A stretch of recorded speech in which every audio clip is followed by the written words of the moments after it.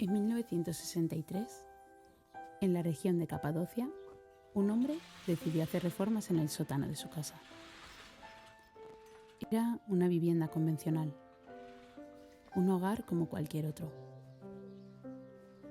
Al golpear una de las paredes de piedra de su sótano, buscando ampliar el espacio, el muro se desmoronó por completo bajo el peso del impacto. Pero detrás no encontró los cimientos de su casa, ni tierra compacta, ni roca sólida. Lo que se reveló ante él fue algo totalmente inesperado: un hueco oscuro, un pasadizo. Al cruzar esa brecha, linterna en mano, descubrió una habitación tallada en piedra y después, siguiendo el hilo del camino, otra más. Aquel hombre, sin saberlo, acababa de abrir la puerta a Derinkuyu, una ciudad gigantesca, subterránea, de 18 niveles de profundidad. Una megaestructura totalmente equipada con canales de ventilación, prensas de aceite, escuelas, almacenes, capillas. Un refugio colosal, diseñado minuciosamente para albergar, alimentar y proteger de los peligros del exterior a más de 20.000 personas. Una obra maestra de la ingeniería civil que había permanecido en silencio absoluto, intacta, justo al otro lado de una pared doméstica convencional.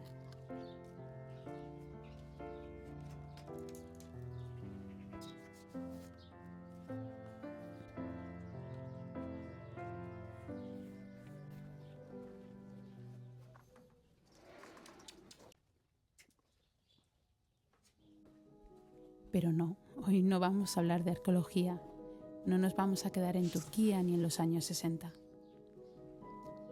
Hoy quiero usar esa pared. Quiero hablar de ese muro que oculta la ciudad. Y sobre todo, de lo que ocurre cuando ese muro es, en realidad, una construcción simbólica y psicológica.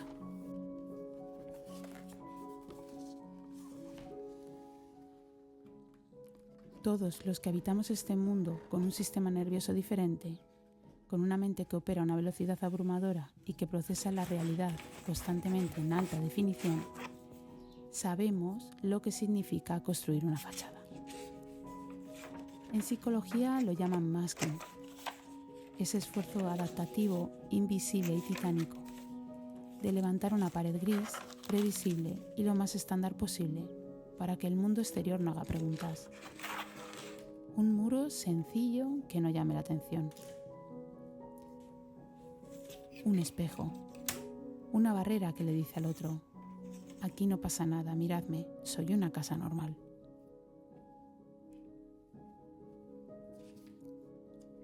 Sin embargo, detrás de esa fina capa de normalidad simulada, la realidad estructural es completamente distinta. Justo detrás del muro existe una arquitectura inmensa, un entramado denso y profundo lleno de datos. Muchos de ellos poco útiles para quienes nos escuchan desde su lógica lineal, pero de gran valor, curiosidad y fascinación para nosotros. Es un espacio inundado de información constante, de hiperfocos absorbentes, de patrones botánicos, de análisis filosóficos minuciosos y de una sensibilidad extrema a cada mínima variación del entorno.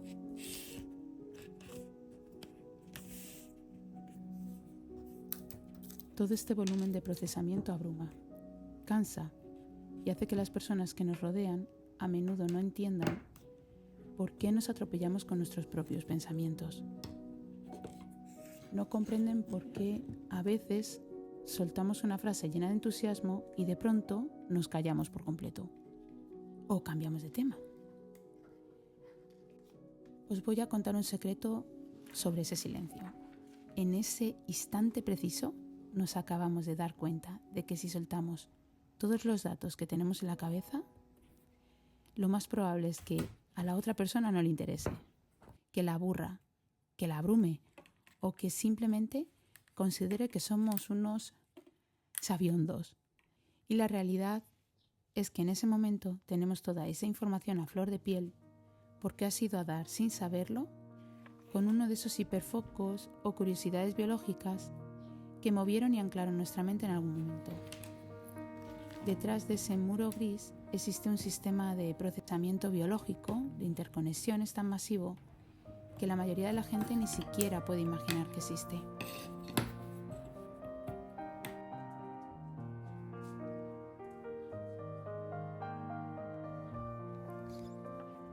Aquel hombre en 1963, al derribar el muro de su sótano, hizo un descubrimiento histórico que cambió la arqueología.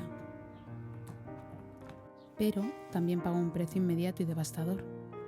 En el mismo instante en que la ciudad subterránea salió a la luz, su casa dejó de ser suya, su refugio se terminó. El espacio sagrado de su intimidad fue invadido por el escrutinio público, por investigadores, por el ruido del turismo exterior y por las demandas de un entorno que quería ver qué había detrás. Adiós a su santuario. Ese es exactamente el gran dilema existencial del burnout y del diagnóstico en la edad adulta. Cuando nuestra mente y nuestro cuerpo se saturan por completo, cuando el esfuerzo adaptativo de sostener la fachada nos lleva a un cansancio tan extremo que la mente ya no puede más, el muro construido con tanto esfuerzo empieza a agrietarse. Y a través de esas grietas empiezas a darte cuenta de todo lo que había estado oculto durante años. Tus verdaderas emociones, tus necesidades sensoriales, la realidad cruda de tu vivencia sin filtros.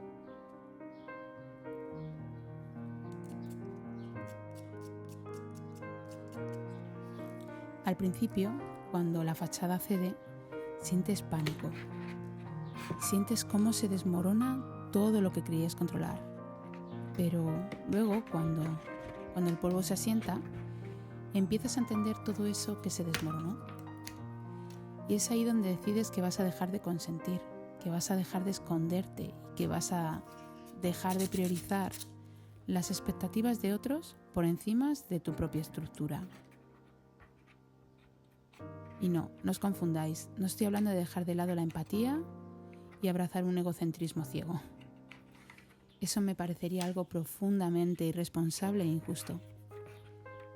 Me refiero a algo más básico y vital, a protegerse del daño, ya sea deliberado o no, que nos hacen los demás.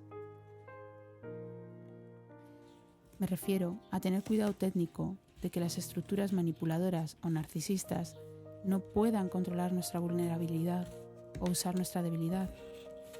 Me refiero a priorizar nuestra salud sensorial por encima de lo que se considera correcto, entre comillas, o esperable socialmente.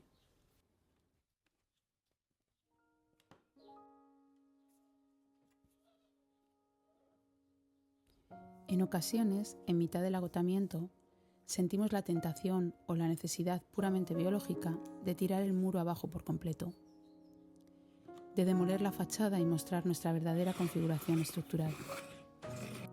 Gritarle al mundo: mirad todo lo que tengo que procesar aquí dentro, mirad la velocidad a la que voy. Pero la exposición absoluta tiene un coste muy alto. Mostrar la ciudad interior sin filtros significa volverse vulnerable a las corrientes del aire exterior, a las opiniones ajenas, a la demanda social que no entiende ni quiere entender de límites sensoriales. Significa exponerse a aquellos que se burlarán, que invalidarán o que minimizarán tu realidad porque no encaja a esos estándares.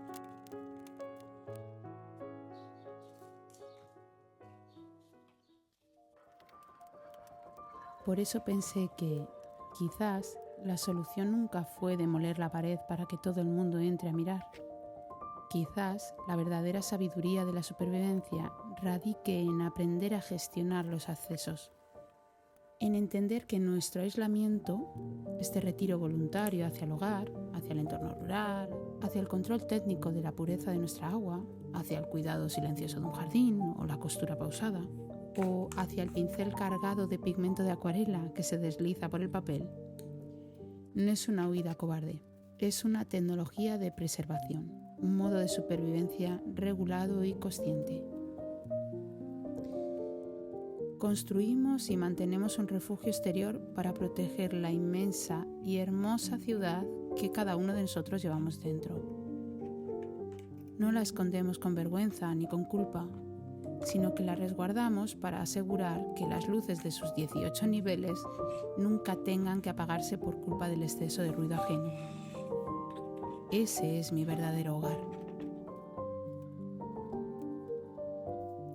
Al final, la fachada exterior puede seguir pareciendo una casa común, simple, gris. Lo verdaderamente importante es saber quién tiene la llave para cruzar el muro. Lo importante es ser conscientes de que existe ese muro, de que detrás hay algo diferente y de que tenemos la responsabilidad ética individual de cuidar esa ciudad interna. Por eso me gustaría preguntarte, ¿quién tiene la llave de tu realidad?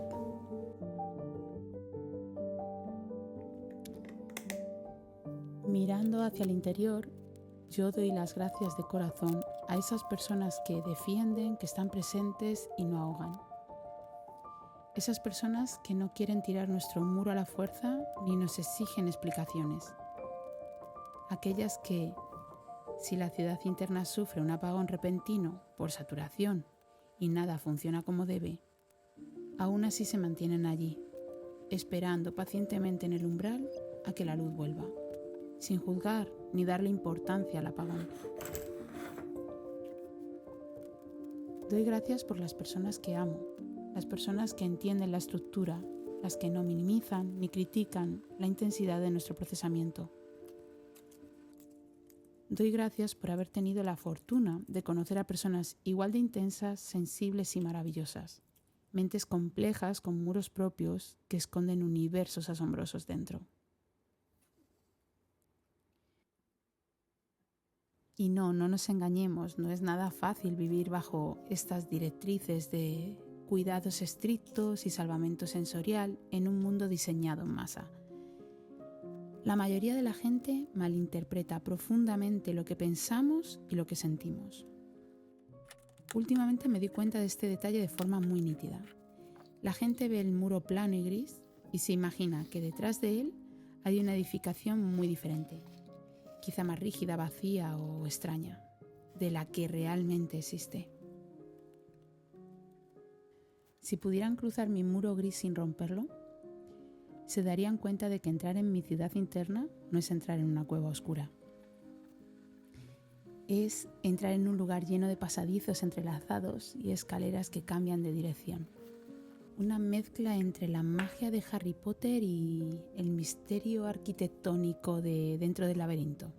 Pero en lugar de esa oscuridad de piedra, allí dentro existirían zonas inmensas de luz.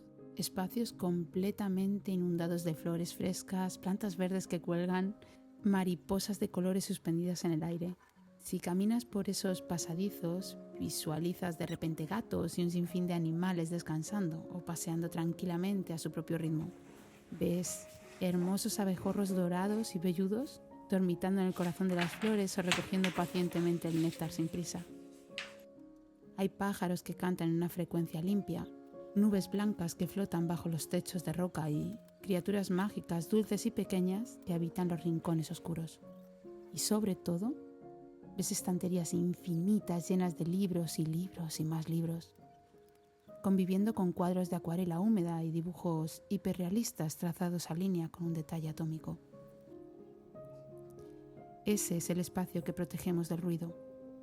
Esa es la complejidad que la fachada resguarda. Cuidar de ese ecosistema no es un capricho, es nuestra salud.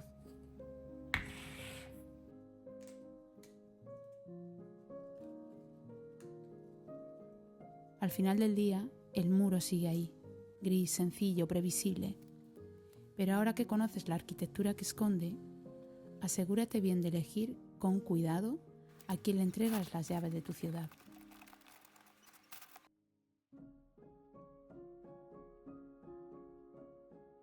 Y hasta aquí el vídeo de hoy. Nos vemos en el siguiente vídeo. Sé muy feliz. Bye.